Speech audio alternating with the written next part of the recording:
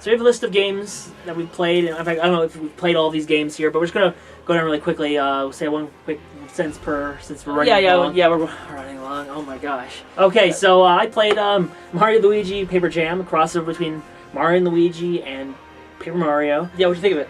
Gameplay was fine. Bland, though. Yeah. Not just Goombas, Koopas, nothing interesting. The game was fun. It's so boring. On the flip side, how about Paper Mario Color Splash? For the Wii U, this was basically a sequel to Sticker Star, except they fixed a lot of the problems with it. You actually gain levels, or at least you gain paint by being enemies, but it still has the same problem where you're using inventory to do your attacks, and that can be frustrating, especially when Kamek shows up and you hourly lose because he's there. And the game visually is great. It's a beautiful looking game. It sounds great. The audio is great, and the writing is really funny. Granted, all of them are toads, but you like hearing them talk because they're actually funny. The game is really good in terms of the aesthetic and everything. It's just that you have to get over that hump that is the gameplay of the card battle system. Besides that, it's way better. Yeah, but in terms of Wii U games, we also got Tokyo Mirage Sessions, but I didn't play it, so I got that to talk about. It's there, but maybe next time. We also, in terms of digital content, I played a game called the Perplexing Orb. I have it on the list here because I played it a lot. I wouldn't say I highly recommend it. I do say it's fun to play in bouts because it's a very short game. It's a very cheap game too. It's not bad for that price. It just happens to be what you'd expect. It's a very simple game. It's kind of like Monkey Ball, except super simple. Yeah, super simple. It's also like, I think, $2-3. Anyway, I had fun with it. I don't know about you guys, but I enjoyed it. And you love the limited run games. So Limited Run Games is a publisher that publishes indie games on PlayStation 4 and Vita. We particularly are stuck with PS4. Buying these digital distribution games in physical form in very limited runs. That's the name. I played a lot of games with that. Saturday Morning RPG is really good. Zero Drifter is pretty... I played that again. Alone. Thomas Was Alone was nice. But Octodad. I didn't really play that much because I already played it on the Wii U. On top of that, I also got other games like Dragon Fantasy and One Way Heroics, which is really good. Also the Shantae games, those are all good. I haven't played enough of them to really give a definitive thought on them. I have beaten on my 3DS. Is Zero Drifter also there? I already talked about Zero Drifter, and I beat that one. That was nice. Very short, but it's fun. It's a nice little thing by Renegade Kid, which sadly split apart last year. Now there's two different developers, so good luck to them.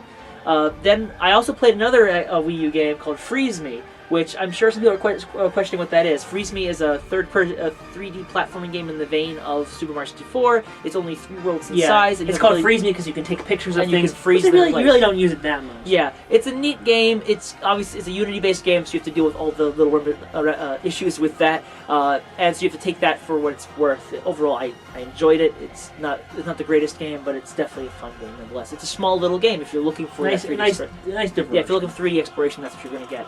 I played The Legend of Zelda Twilight Princess HD when it came out. It came with Wolfling Amiibo, and it's great in terms of what they've updated in terms of the texture work.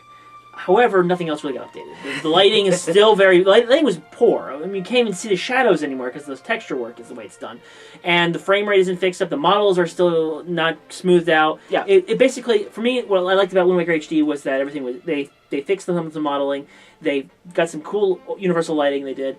And also, they fixed some of the gameplay mechanics that were problematic. Mm-hmm. They didn't fix anything like that in Twilight Princess HD. I know it wasn't. They didn't make it. Nintendo themselves didn't do the porting. Was it Tantalus? Tantalus. Tantalus were the ones that did it. So I give them props for the texture work. It was definitely cleaner now. But they didn't fix frame rate, and they didn't fix lighting, and they didn't fix models. So it's like, you got one half of what I really wanted, or a little bit of what I wanted.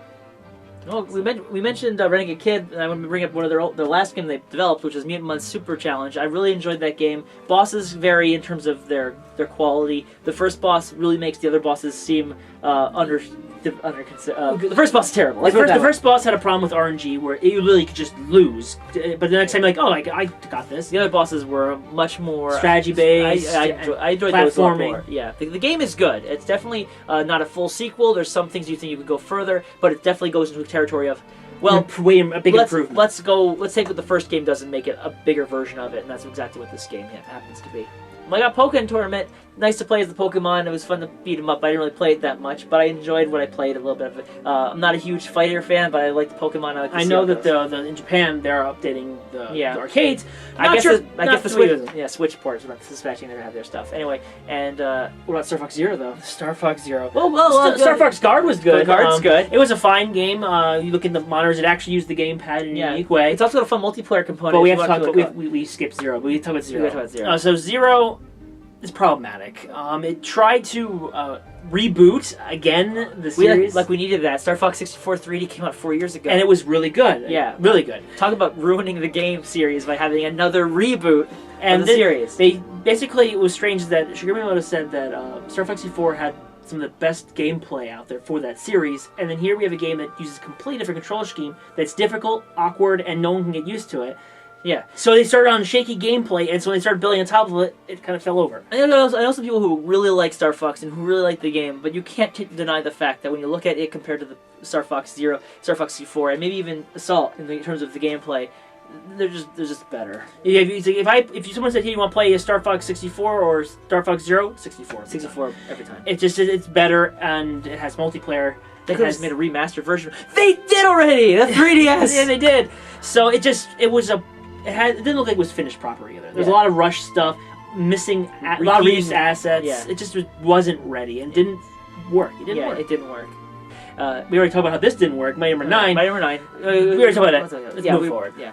Vexx. Wait, Vexx came out on the GameCube and PS2 and stuff. Well, I happened to be buying retro games, and I bought Vexx really cheap, and I went through and played the game up to the very final boss, and I can say that was a fun game. It was a good interpretation of the 3D platforming experience. Mario 64, beating hearts. I'm not a fan of the grim, dark world and everything. I'm not a big fan of it. But the environments and the lore are really good. There's a lore element to it, almost like a Dark Souls. I don't want to bring Dark Souls in this. I don't play it often, but the lore, it's there. There's untold stories that you kind of like. A dragon reaches the giant guy, giant skeleton, and you're walking on this thing. You don't know what happened, but you probably don't want to know what happened.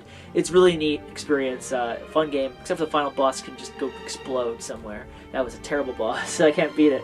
You don't think ever will. Tears everywhere. But Vexx is fun. Great to see it. I also got to play a game from Matthew Taranto, the creator of Brawl in the Family, Tadpole Treble. Yeah! It's essentially a music game, except you're avoiding the music rather than actually trying. You're playing as a tadpole, moving along the musical chords, and you're basically actually avoiding the music as it's flying by. And of course, you have different obstacles like animals are trying to eat you, and there's bosses in the game. Yeah, it's more fun than I thought it would be because you have to play levels over again. And as I started playing the levels over and over again, I started catching the nuance in it, and I started trying to do certain challenges, and it actually was really fun, really neat. It's very cute. Probably one of the most cute games I've played. It definitely has Matthew's style and art style, which is really good. Then I had my experiences with REZ Infinite. Well, I pre-ordered it, the physical version of the game, and I didn't get it until December. But when I got it, I heavily enjoyed it. Yes, it's REZ. We don't have the VR, so we can't tell you how that was. I imagine it's that bliss. X mode. X was particle effects, bright and colorful. It reminded me of Child of Eden, which I then tried to play after that and realized that I much preferred REZ's gameplay mechanics. But even so, REZ in high definition to the extreme that is the PS4, and with all the doohickeys and particle effects. Fixes. The only the problem is that the menu, it doesn't have the rhythmic beats to it. 5 out of 5. 5 out of 10. 5 out of 10. 5 out of 10. No, it's a great game. Probably one of my top games of the year. Also, this is probably not going to be as well received. This is still my top games this year. People are going to be confused about it, but Metroid Prime Federation Force. Yeah, I really liked Federation Force. So did I. That's why I'm talking about it. When it was first announced, they did a terrible job when they first announced it. Terrible job announcing it. That minute-long trailer with only 30 seconds of footage, and half of it was Blast Ball. But this game, when it finally came out and we gave it a go, it actually is a fun game to play, especially if you have someone to play with. You can play the game single player, works fine. There's a lone wolf mode, so you're stronger as you play. It's not easy though. It's not. Don't get me wrong. But if you're playing with someone you know, or definitely playing locally, it's really helpful, or someone you know online. It actually is a fun experience. There's diversity in the levels you play. The different environments are nice. The chibi art style is still a little off-putting, if you accept it as being this offshoot, it's fine. I think had the game come out around the time of another Metroid title, or it didn't even have the chibi style to it, the game would be bumping up in numbers. I think people just hated it from the get-go, and they just I know people that said outright, I'm never going to play this game. But be like, but it's fun. No, I'm never playing this game. It's like, why? Give the game a chance. You know, why can't you play a game for once? Yeah. And also, it does have kind of nuances leading up to what possibly could be the next chapter in the Metroid. If the series isn't dead now, thanks to no one buying this game. Then we got the Street Pass Me Plaza games I played a bit of. Do we really need to talk about that? They're fast games. Fast games. Now, discussion's fast. They also played Severed. You played the PS Vita version. Yep. I played on the Wii U. And doing the motion controls with, or at least the touchscreen controls, burned my finger. But I had a stylus, which made it a lot easier. I also played on easy, which probably didn't beat it. The art style, on point.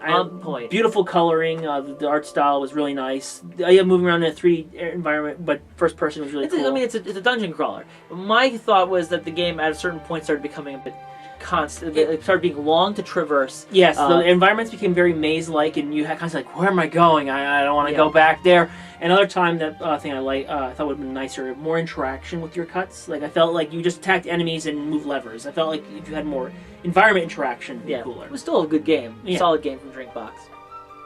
Then we came to our titles that we got for the holiday season, like Titanfall 2! Yes, I don't play online multiplayer games a lot. I think Splatoon is the most I've played online. Yeah. But in terms of this, I got it mainly because I heard the campaign was really good, and I remember seeing it, even the original Titanfall, I'm like, wow, the idea of double jumping, wall running, that stuff sounds cool. It really changes up the first-person shooter genre. So then I went and grabbed this game. I got this game for Christmas. Yeah, I bought it for you. Yeah, thank you. And yeah, it's really good.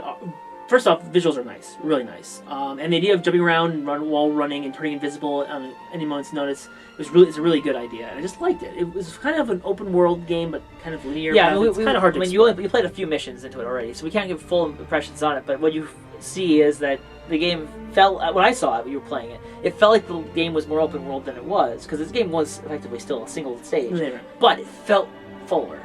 And more action-y. Yeah, it felt nice.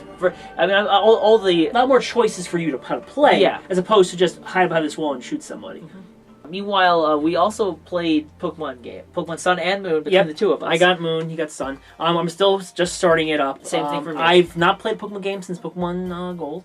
Yeah, it's been a while. So it's been not the remake, the original, the Game Boy Color. So it's been a while. It's going to be a while. So tentative of my thoughts about the game. Granted, it took a while to get going. Let's put it that way. It's a slow burn, so we can't really tell you much about that. I just want to give it a go. Yeah. But one game I definitely have been playing for much longer than I thought I'd be playing. Dragon Quest Builders. When it was first announced, I was like, this is just Minecraft. Why are we even caring about this? And then we found out, oh, it's just Dragon Quest. I mean, we don't play Dragon Quest games much. I would play Rocket Slime if it came here, wink wink. And then Dragon Quest. It's like, oh yeah, Dragon Quest, Minecraft, we don't play either. Together! Tony's playing the game for like... Days straight. And for me, it was just the fact that, so, Minecraft is great gameplay-wise, but there's no goals. Yes. This game gives you the goals. There's objectives to do. You can actually build a town, and people ask you, hey, can you get me this thing for me? You go exploring, you fight enemies, you fight bosses, and suddenly like, oh, it's a quest, and I have things I need to do. And so that works in so well with the gameplay. Yeah, my only concern is that it's going to be too repetitive to go from the ground again, I just finished the first chapter, but the second chapter looks like it's involved in like purification of environments. So there might be new things coming in, but I have to see what's going forward. Right now, all I know is I spent a lot of time playing it, and I was really enjoying what I played. And that's pretty much the games that we had, but I've got some other games to mention. First of all, Kirby Planet Robobot. What do you think of it? It's a sequel to Triple Deluxe. I like the robot more than the supernova power. You can actually move around and actually navigate a level with it. Yeah. And but I feel I like the characters, the bosses, and the just environments more in their game. The Psi Power was good. I like the Psi Power. And then there's also Hyperlight Drifter, which was one of the first games we bought on PlayStation Network when we bought a PS4. Yes, artistically, just stunning. Like just the graphic and musically, there's a lot I like about that game. Yeah, very gruesome, but at the same time, it's a very artistic gruesome. It's a game that tells a lore without. There's no words. There's no word unless, of course, it's telling you, okay, here's how you use this button here. But it's a haunting but adventuring, very interesting experience. It looks really nice and plays really well too. It's really definitely it's a brawler in terms of you having to fight a lot of enemies at once. Yeah. But the hectic visuals and everything just works so well. It's a contrast to the somber music you listen to. Yeah, definitely. It brings real contrast to the world they're in. And also, we have Parappa the Rapper 2. That's a nice game to revisit. Yeah, we did acquire that as well. Yep. And Axiom Verge. We got Axiom Verge on the Wii U. That was neat. He's quoting one of the songs that you hear every time you walk into it. The one problem I have with Axiom Verge is that you get stuck navigating the environments because rather than like in Super Metroid, everything's like long corridors and just branching paths off that long corridor. Axiom Verge is a lot of winding paths. You find yourself caught in one loop trying to find out where am I going, and you're stuck in little tight spaces all the time. Yeah, that's what I found on myself. But the gunplay is nice. There's a lot of guns in that game. A lot of hidden guns, a lot of hidden areas. Like the glitch areas was pretty neat. The lore, it's interesting. It's interesting. Yeah, I give it props for being interesting. It tries not to stick with the traditional Metroid feel. And remember the part where the virus starts to overtake your character? That was creepy. That went into a direction that was really neat at the very end of that. I won't say much, but I'll say that Axiom Verge definitely deserves praise. I'm not sure if it's what I would call the next big Metroid, but I would definitely say it's up there because AM2R probably falls into that category. I forgot that game, yeah. AM2R was a good fan game if you can find it. AM2R is a really solid remake of Metroid. And that was generally one thing that people kept saying this year was that Nintendo was just getting rid of fan games. It's a shame. It doesn't help the fact they're releasing the fan games for games that Nintendo is releasing. Yeah. It's like, oh yeah, release AM2R 2 weeks before Metroid came out.